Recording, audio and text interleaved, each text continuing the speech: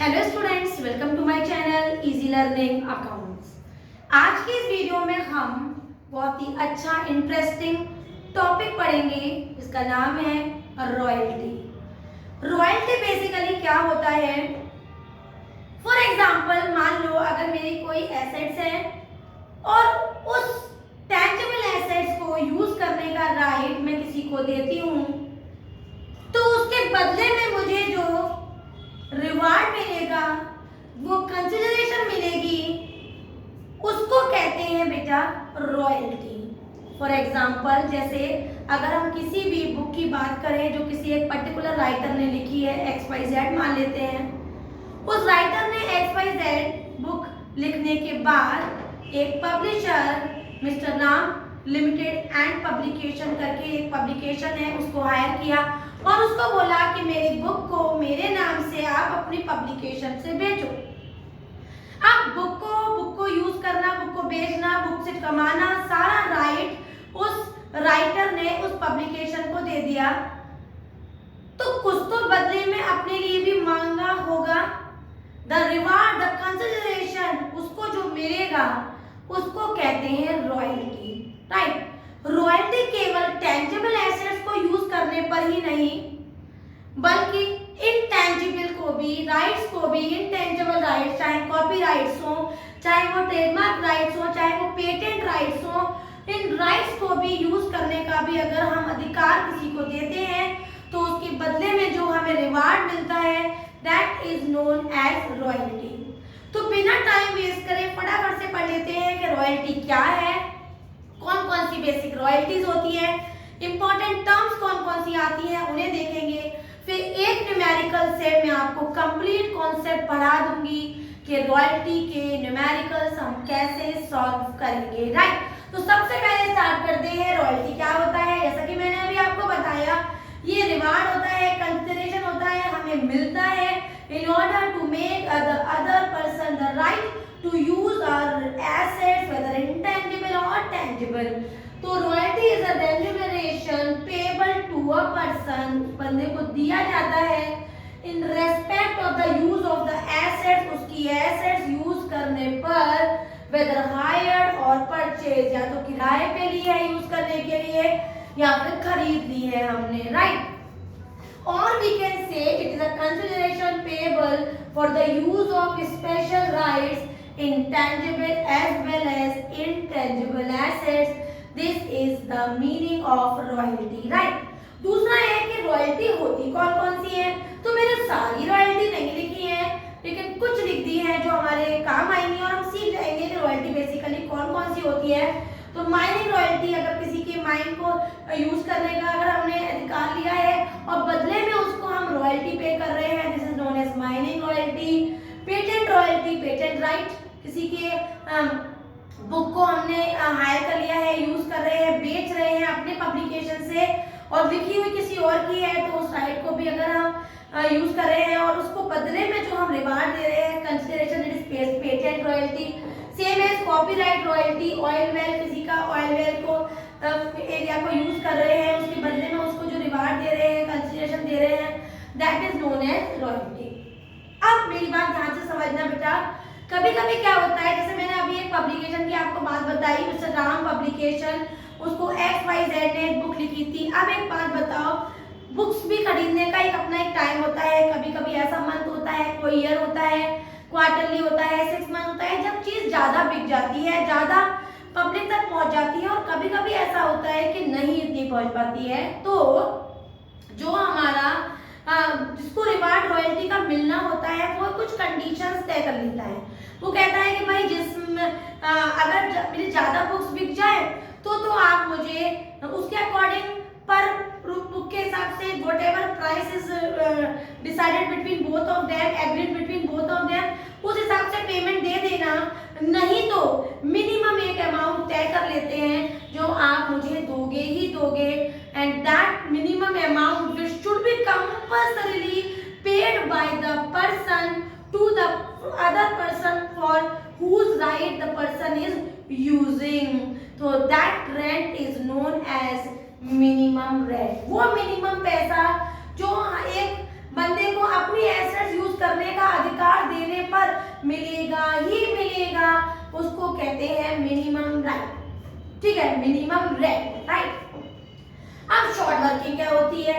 जैसे for example मैं देखूं कि बुक्स का जो बिक्री हुई वो हुई 2000 रुपए की, समझना, मतलब 1000 थी, 2 रुपए के हिसाब से पेमेंट करा तो इसकी एक्चुअल रॉयल्टी आ गई 2000। समझना मेरी बात इंपॉर्टेंट। और मिनिमम रेंट क्वेश्चन कह रहा है कि 5000 मिनिमम मिलेगा ही मिलेगा, मतलब कंपनी ने तो कमाए उस बार 2000, लेकिन कंपनी को देने पड़े एज ए रॉयल्टी 5000। तो कंपनी को जब 5000 देने पड़े तो मिनिमम रेंट में से अगर मैं रॉयल्टी को माइनस कर देती हूँ तो जो आंसर आता है उसे कहते हैं शॉर्ट वर्किंग। मतलब कंपनी में जिस समय एक तरीके से शॉर्ट वर्किंग हो गई, उसने अर्न तो कम किया था उस राइट को यूज करके, लेकिन उसको रेंट ज्यादा देना पड़ा।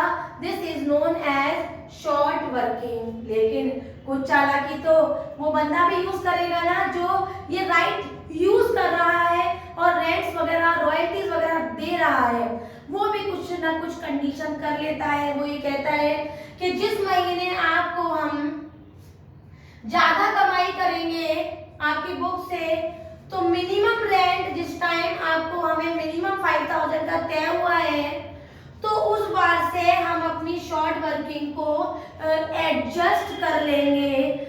तो उस adjustment from the short working of the short working I can say from the excess amount is known as short working recouped.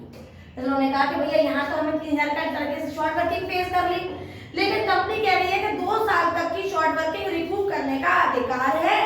तो 2 साल बाद उसने अगले साल के बाद देखा कि यहाँ पर एक्सेस हमने यहाँ पर कमाया है और मिनिमम रेंट 5000 है, तो 2000 उसने यहाँ से रिकूप कर लिए और एडजस्ट कर लिए।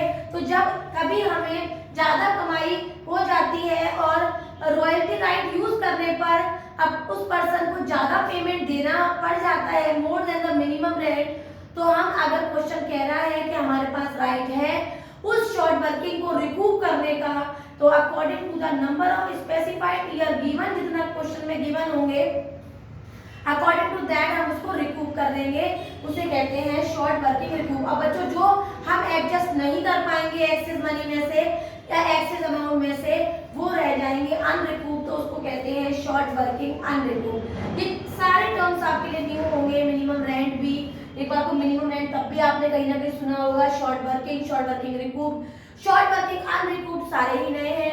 तो हमें क्या करना है, हमें एक न्यूमेरिकल देखेंगे और देखेंगे उस न्यूमेरिकल को मैं किस तरह से रॉयल्टी का पूरा टेबल बनाती हूँ और उसका आंसर निकालती हूँ। तो देखते हैं one question of royalty.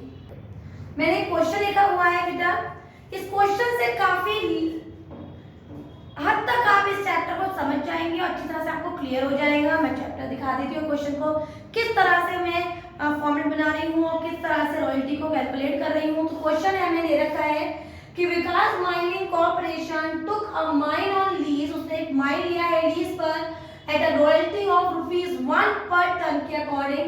Minimum rent दे रखी है, फिक्स है 8000 पहले साल में, सेकंड ईयर में 12 और तीसरे साल में 16000।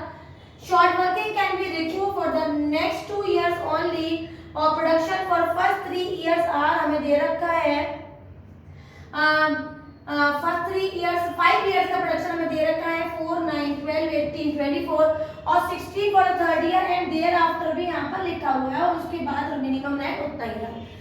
आप सोच रहे होंगे यहाँ पर मिनिमम रेंट हर बार बदल रहा है, तो बच्चों कुछ ऐसे क्वेश्चन भी होंगे जहाँ पर मिनिमम रेंट कांस्टेंट होगा हर साल सेम, और कई ऐसे क्वेश्चन भी होंगे जहाँ पर मिनिमम रेंट चेंज हो जाएगा। तो कोई प्रॉब्लम नहीं है।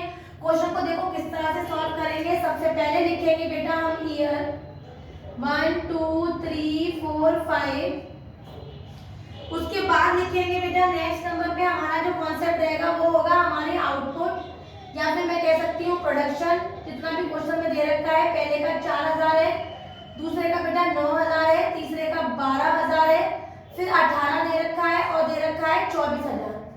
क्लियर है? कितने रुपए पर टन के हिसाब से रॉयल्टी कह रहा है, तो यहाँ पर एक्चुअल रॉयल्टी हमारी कितने रुपए के हिसाब से बता रहा है बेटा? एक्चुअल रॉयल्टी आ गई बेटा 1 रुपए के हिसाब से, ₹1। यहाँ पर 50 पैसा भी कह सकता है तो 0.50 से मल्टीप्लाई करेंगे, 25 पैसा भी कह सकता है तो 0.25 से मल्टीप्लाई करेंगे, 5 पैसा भी कह सकता है तो 0.05 से भी मल्टीप्लाई करेंगे, 2 रुपीज भी कह रहा है तो इंटू 2 कर देंगे, what ever the rate is given हम उस रेट के अकॉर्डिंग मल्टीप्लाई करेंगे। क्योंकि यहाँ पर 1 ही रुपया दे रखा है तो मैंने सेम टू सेम अमाउंट उठा के लिख दी, तो ये हो गई हमारी एक्चुअल रॉयल्टी, राइट। अब क्वेश्चन में हमारा नेक्स्ट कॉलम रहेगा, वो रहेगा हमारा मिनिमम रेंट का। तो मिनिमम रेंट हमें दे रखा है पहले साल का 8000, दूसरे साल का दे रखा है बेटा हमें 12000, तीसरे साल का दे रखा है 16000 एंड देयर आफ्टर कह रहा है तो सब में अब हम 16 ही लिख देंगे। क्लियर है। अब इन दोनों में कंपेयर करेंगे कि जो एक्चुअल रॉयल्टी पेड, तो फिर उस होल्डर ने जिसने राइट यूज किया है किसी का लीज पर क्या लिया है, माइंड रॉयल्टी पे लिया है, तो माइंड रॉयल्टी वो पे कर रहा होगा, तो उसने कितना एक्चुअल में पेमेंट किया होगा। तो आप ही बताओ, जब 8000 मिनिमम रेंट तय हुआ है, कमाया 4000 है, तो मिनिमम कितना दिया होगा, आप कहेंगे 8000 दिया होगा। इन दोनों में whichever is more, राइट। याद रखेंगे ना बेटा, एक्चुअल रॉयल्टी या मिनिमम रेंट में whichever is more। तो 12 और 9 में whichever is more 12, 16 और 12 में बेटा 16, 16 और 18 में 18 और 24 और 16 में ये आ गया हमारा 4 और 4 8, 18, सॉरी मैंने यहाँ पर डिफरेंस कर दिया, यहाँ पर जाएगा 24। क्लियर है बेटा। तो इन दोनों में whichever is more है वो मैंने यहाँ लिख दिया। एक वर्ड मैंने अभी आपको पढ़ाया था, दैट इज शॉर्ट वर्किंग। मैंने आपसे कहा था जब कंपनी को ज्यादा पैसा देना पड़ जाता है और एक्चुअल में प्रोडक्शन कम का हुआ होता है, अर्निंग कम की हुई होती है, तो वो जो टाइम होता है उसे हम कहते हैं शॉर्ट वर्किंग। तो शॉर्ट वर्किंग में हमेशा मिनिमम रेंट में से एक्चुअल रॉयल्टी को माइनस कर देंगे and we will get the short working, right. इस बात को याद रखेंगे और यही कॉन्सेप्ट करके मैं मिनिमम रेंट में से इसको एक्चुअल रेंट को माइनस कर रही हूँ। तो वैल्यू आएगी 8 में से 4 गया 4, 12 में से 9 गया 3, 16 में से 12 गया 4 और यहाँ मेरा इधर ज्यादा है कुछ नहीं आएगा, ये ज्यादा है कुछ भी नहीं आएगा। तो शॉर्ट वर्किंग 3 इयर्स की निकल के आई, फर्स्ट ईयर में, सेकेंड ईयर में और थर्ड ईयर में। मुझे लगता है आपको यहाँ तक की मेरी पूरी बात अच्छे से क्लियर हो गई होगी। हमने ईयर लिखा, क्वेश्चन में आउटपुट दिया था वो लिखा, मल्टीप्लाई बाय जितना रेट कह रहा है वो मल्टीप्लाई किया, मिनिमम रेंट जितना भी क्वेश्चन में दिया है बराबर दिए, बराबर लिख लिया, नहीं दिए तो जो दिया मैंने लिख लिया। फिर मैंने इन दोनों में से जो ज्यादा वाली वैल्यू थी वो लिखी, फिर मिनिमम रेंट में से एक्चुअल रेंट को माइनस कर दी गई, जहां मिनिमम रेंट ज्यादा और एक्चुअल रेंट कम थी वहां पर मैंने शॉर्ट वर्किंग निकाली। अब नेक्स्ट जो हमारा कॉलम होगा बेटा वो होगा हमारा शॉर्ट वर्किंग रिकूप्ड का। तो रिकूप करना बहुत ध्यान से देखिएगा, बहुत इंपॉर्टेंट पॉइंट है। The short working can be recouped for the next 2 years only। अगले 2 साल तक ही शॉर्ट वर्किंग रिकूप हो सकती है। तो यहाँ लिखा मैंने शॉर्ट वर्किंग रिकूप, यहाँ लिखा शॉर्ट वर्किंग अनरिकूप, जो मैं रिकूप नहीं कर पाई, और ये होगी मेरी फाइनल रॉयल्टी पेड, जो मेरी फाइनली मैंने रॉयल्टी पे की है। क्लियर है। तो ध्यान से देखना बेटा, 4000 को मैं रिकूप करने की कोशिश करी तो पहली बार में तो रिकूप नहीं हो पाएगी, ऑलरेडी शॉर्ट वर्किंग है, ऑलरेडी कमी है फर्म में। दूसरे साल में भी नहीं हो पाए क्योंकि ऑलरेडी कमी है। तीसरे साल की 2 ही साल तक कर सकती थी, यहाँ पर भी कमी है। तो 4000 मेरा रिकूप नहीं हो पाया तो मैंने अनरिकूप में लिख दिया। रिपीट कर देती हूँ, 4000 रुपए यहाँ से लेके चली, मैंने नेक्स्ट 2 इयर्स तक रिकूप कर सकती थी। इस साल तो ऑलरेडी नुकसान था तो कहाँ से एक्सेस मनी आता, अगले साल में नुकसान था तो कहाँ से एक्सेस आता। तो 2 साल तक की कंडीशन खत्म हो गई, राइट खत्म हो गया रिकूप का। तो 4000 मैंने सीधे सीधे यहाँ पर पहुंचा दिए क्योंकि वो अमाउंट मेरी रिकूप नहीं हो पाई। आगे बढ़े और 3000 को रिकूप करने की कोशिश की तो यहाँ तो वो रिकूप नहीं हो पाया। इस साल मैंने देखा कि मेरे पास, इस साल मैंने देखा कि 2000 का एक्सेस है। कितने का एक्सेस है? 2000। तो 3000 में से मैंने 2000 तो यहाँ रिकूप कर लिए क्योंकि 2000 का ही एक्सेस था, तो 2000 एक्स्ट्रा पेमेंट था तो मैं रिकूप कर पाई यहाँ पर। लेकिन बच्चे 1000 फिर भी अनरिकूप रह गया और 2 साल की कंडीशन यहाँ मेरी खत्म हो गई। तो मेरा 1000 अनरिकूप रह गया और 2000 मैंने पैसा 2000 एक्स्ट्रा था तो रिकूप कर लिया, आगे बढ़ी तो इस साल रिकूप नहीं कर पाऊंगी क्योंकि यहाँ पर मेरे पास पैसा बिल्कुल खत्म हो गया। इस साल मैंने रिकूप करने की कोशिश की तो मेरे पास कितना रुपया था, मेरे पास रुपया था बेटा यहाँ पर 8,000 ज्यादा था, तो 8,000 में मैंने 4,000 इजीली यहाँ पर रिकूप कर लिया बच्चे ये वाला, और अनरिकूप में मेरे पास कुछ भी नहीं रह गया। एक बार और देख लो, 4 को मैंने यहाँ रिकूप नहीं कर पाया, यहाँ भी रिकूप नहीं कर पाया, सीधे अनरिकूप में पहुंचाया। 3,000 को मैंने यहाँ रिकूप नहीं कर पाया, लेकिन एक साल और था मैंने रिकूप किया तो 2,000 रिकूप हो गए इसमें से, और 1,000 अनरिकूप रह गए। आगे बढ़े, 4,000 यहाँ रिकूप नहीं कर पाई क्योंकि पैसा खत्म हो गया था। अगले साल मेरे पास 8,000 एक्स्ट्रा थे, मैंने 4,000 पूरे रिकूप करे ये वाले, और अनरिकूप में कुछ भी नहीं आया। अब जाएगी फाइनल रॉयल्टी, तो फाइनल रॉयल्टी कितनी दी होगी मैंने, कम से कम 8,000। दोबारा में मैंने कितनी रॉयल्टी दी है यहाँ पर, इसको देखो ध्यान से बेटा, 12, क्योंकि 12 में से मैंने कुछ भी माइनस नहीं किया है यहाँ पर, तो 12 पूरी की पूरी जाएगी। तिवारा में देखिए ध्यान से, 16,000 जाने चाहिए थे, लेकिन ऑलरेडी यहाँ पर हमारे पास कमी थी, तो पूरे के पूरे 16,000 जाएंगे। याद रखना, जहाँ पर शॉर्ट वर्किंग आती है वहाँ पर कुछ भी माइनस करने को नहीं है, मिनिमम रेंट पूरा उठा के लिख दिया करो, ठीक है। यहाँ पर देखो 2,000 ज्यादा थे, 18,000 में से मैंने कुछ कितने रुपए उसको रिकूप करवा दिए, 2,000, तो 18 में से 2 गए, कितने आ गए, 16,000, ठीक है। आगे बढ़े, मेरे पास कितने थे, 24 में से मैंने कितने रिकूप कर दिए बेटा, 24 में से मैंने रिकूप कर दिए 4, तो मैं कितने रुपए दूंगी अब उसको, 4 गए तो कितने बचेंगे मेरे पास, 20,000 रुपए। क्लियर है, ध्यान से एक बार समझ लो, इधर कुछ भी शॉर्ट वर्किंग है सेम अमाउंट लिख दी, शॉर्ट वर्किंग है सेम अमाउंट लिख दी, शॉर्ट वर्किंग है सेम अमाउंट लिख दी।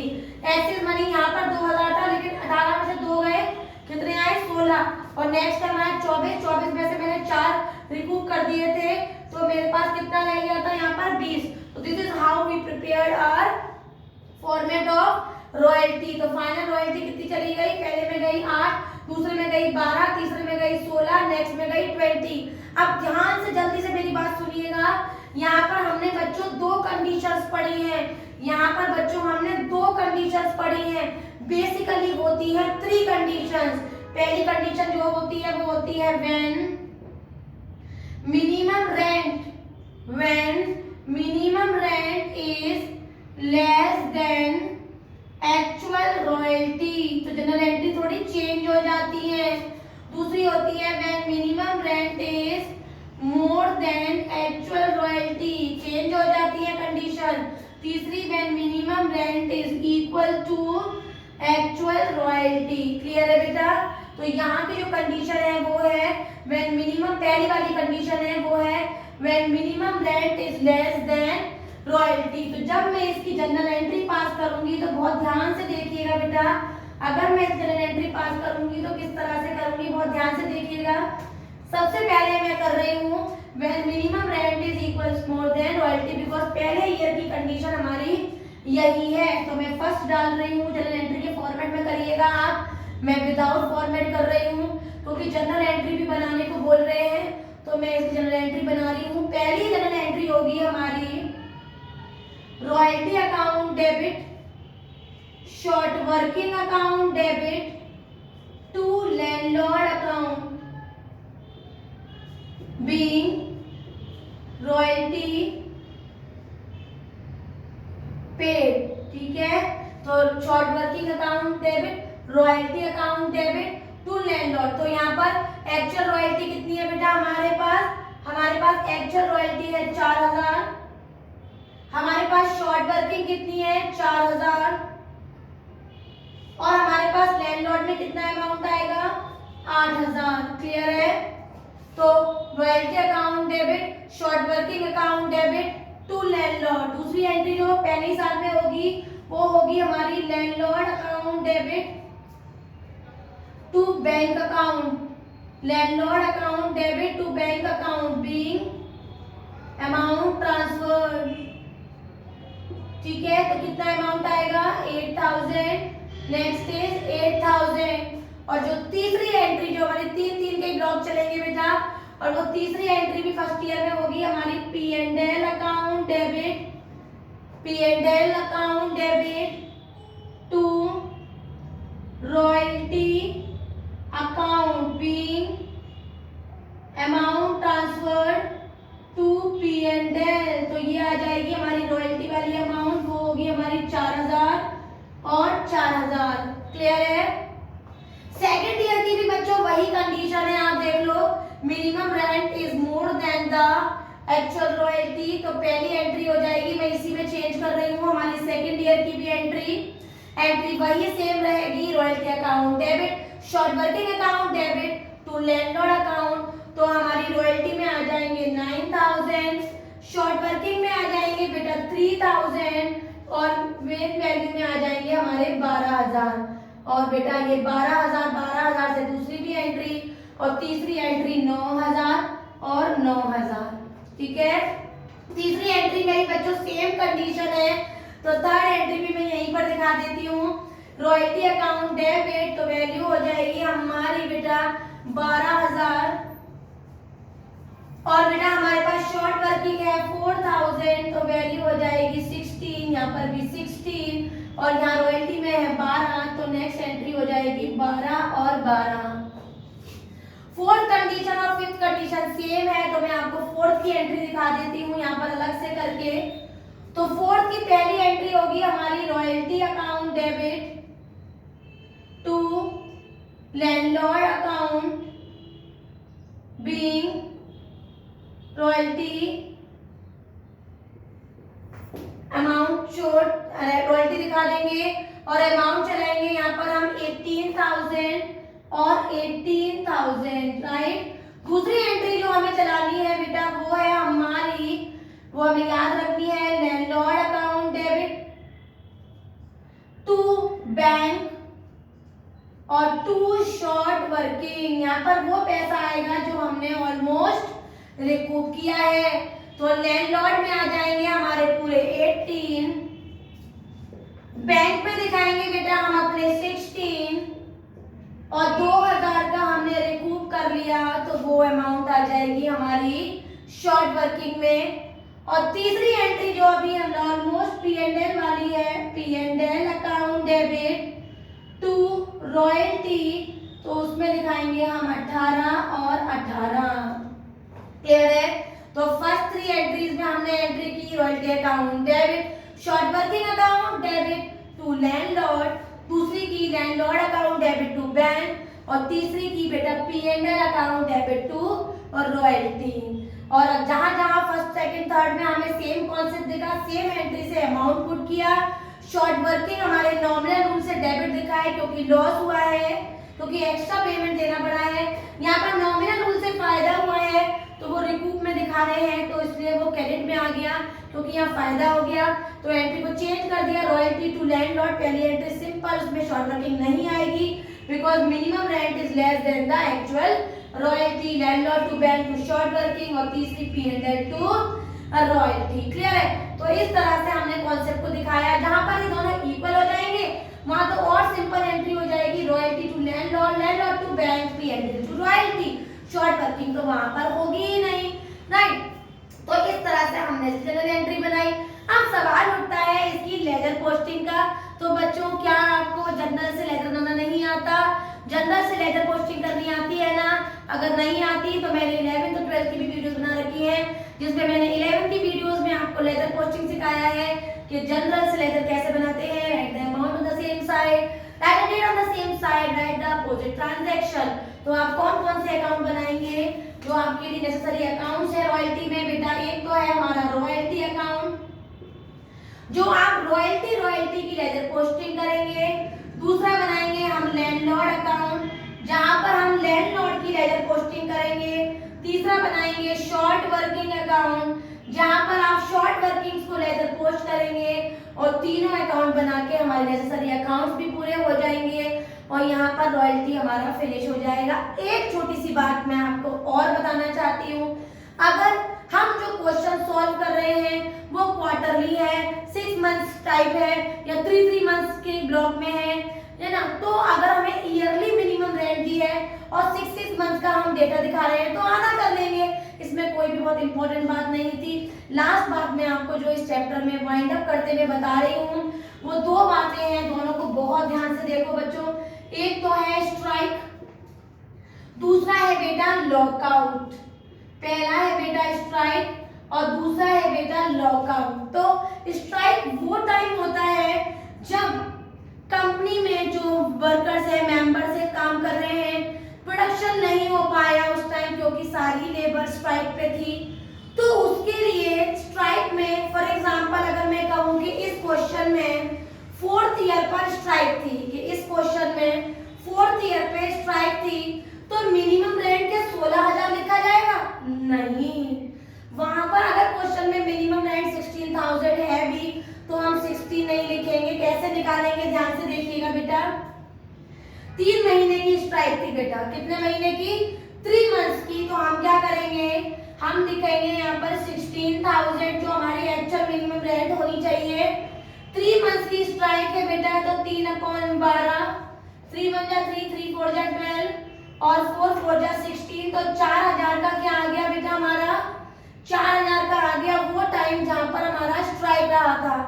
तो मिनिमम रेंट हमारी कितनी है बेटा? मिनिमम रेंट है हमारी 16,000। तो 16,000 में से 4,000 माइनस कर दूंगी और यहाँ पर मिनिमम रेंट दिखाऊंगी 12। लेट मी रिपीट, जो वैल्यू हमारी आएगी उस वैल्यू में जो भी वैल्यू हम निकाल के लाएंगे उसको कंसर्न मिनिमम रेंट से माइनस कर देंगे और इस तरह से स्ट्राइक का मिनिमम रेंट दिखाएंगे। बस अंतर मिनिमम रेंट शो करने में होगा, बाकी क्वेश्चन का सॉल्यूशन में कोई अंतर नहीं है। लास्ट बात वो ये है लॉकआउट। अगर क्वेश्चन कह रहा है कि 3 मंथ्स का 5th ईयर में भी लॉकआउट हुआ है और उस पर गवर्नमेंट ग्रांट मिला है कि 40% कंसेशन, गवर्नमेंट ने क्या रखा है? Subsidy of 40% concession for the period of lockout. Let me repeat, 40% concession for the period of lockout. तो क्या करेंगे? सिंपल कॉन्सेप्ट करेंगे, जो मिनिमम रेंट है उसे उठाएंगे, उसका 3 मंथ जितने भी महीने का लॉकआउट पीरियड होगा उसमें जो आंसर निकालेंगे।